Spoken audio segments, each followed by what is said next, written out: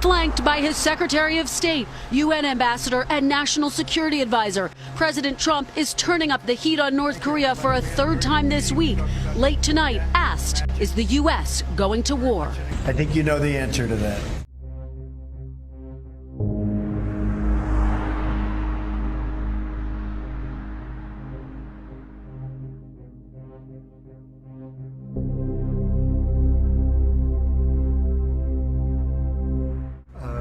He has disrespected our country greatly. He has said things that are horrific. And with me, he's not getting away with it. He got away with it for a long time between him and his family. He's not getting away with it. It's a whole new ballgame. And he's not going to be saying those things, and he's certainly not going to be doing those things.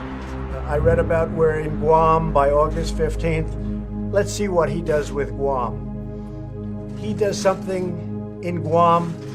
It will be an event the likes of which nobody's seen before, what will happen in North Korea. It's not a dare, it's a statement. It has nothing to do with dare. That's a statement. Today on the sun-drenched beaches of Guam, a tale of two islands. Tourists enjoying vacation, while Homeland Security officials issue stark warnings. What to do if North Korea carries out its threat to lob 4 ballistic missiles in this direction. In the event of a missile attack, do not look at the flash or fireball. It can blind you. Take cover under a concrete structure or below ground. Lie flat on the ground and cover your head. It could take 30 seconds or more for the blast wave to hit.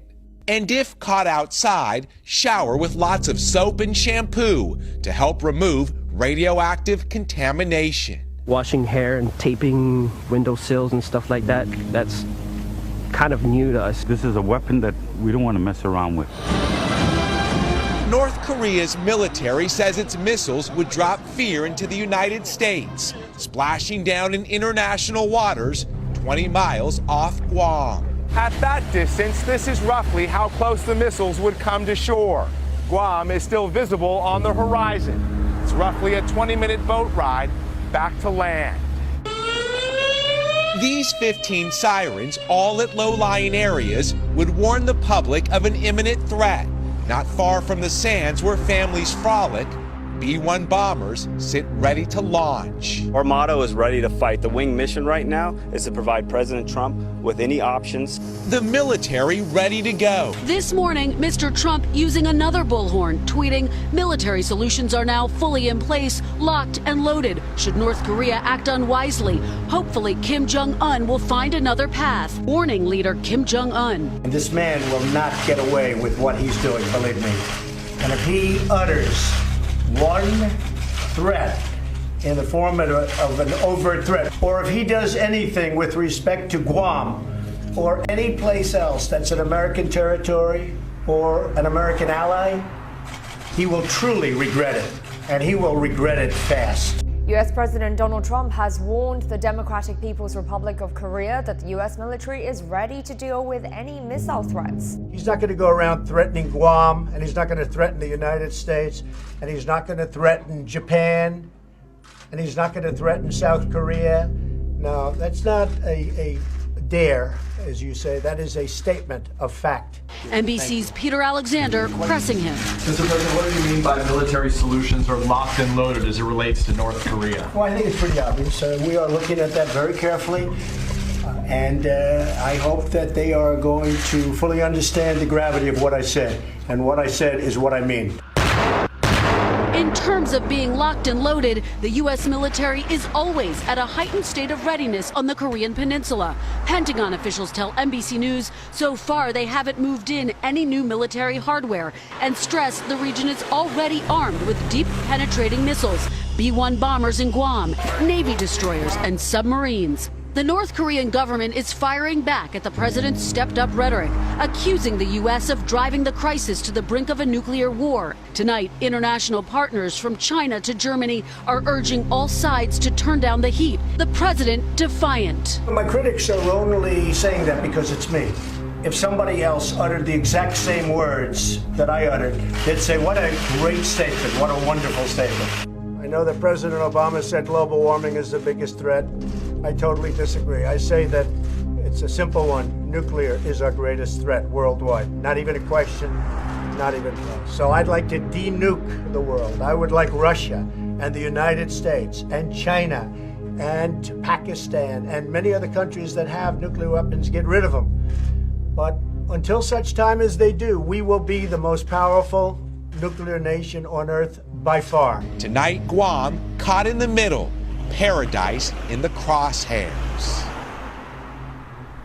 Government officials say despite this startling two-page warning telling people to find safety in parking lots or bunkers, they say they should have about a 14-minute heads up if missiles were coming in this direction. Still, this was a startling read for so many headed to the beach this weekend.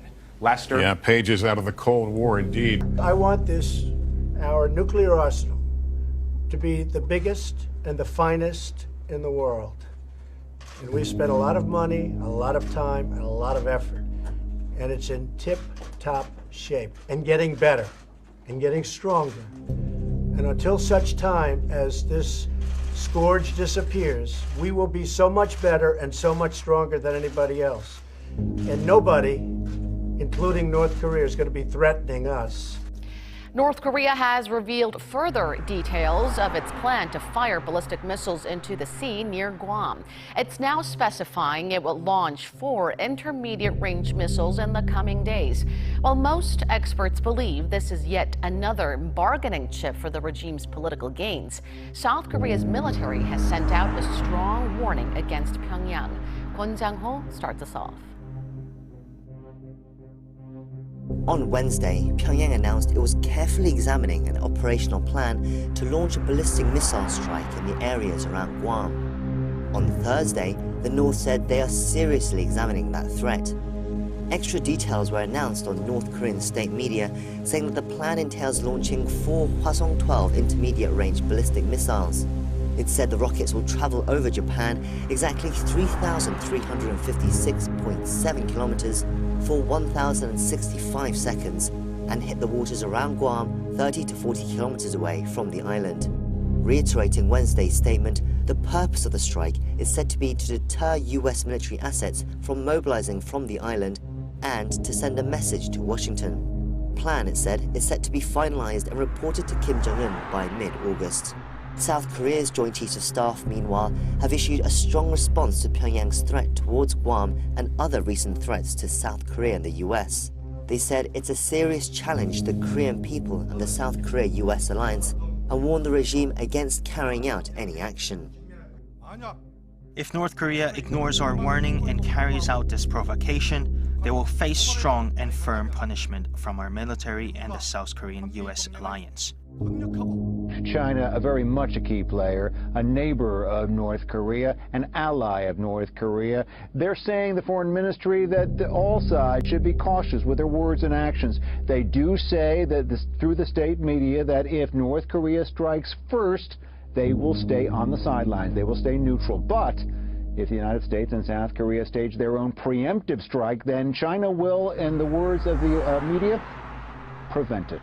Another ally of the United States weighing in proximity to all this, Australia, its prime minister saying that if anything goes down, it stands shoulder to shoulder with the United States, Bill. And is there more reaction from the Korean Peninsula, Greg? Absolutely. On both sides of the DMZ, South Korea, the defense minister saying to his troops that they should stand in heightened readiness just in case there's any provocative moves from the north.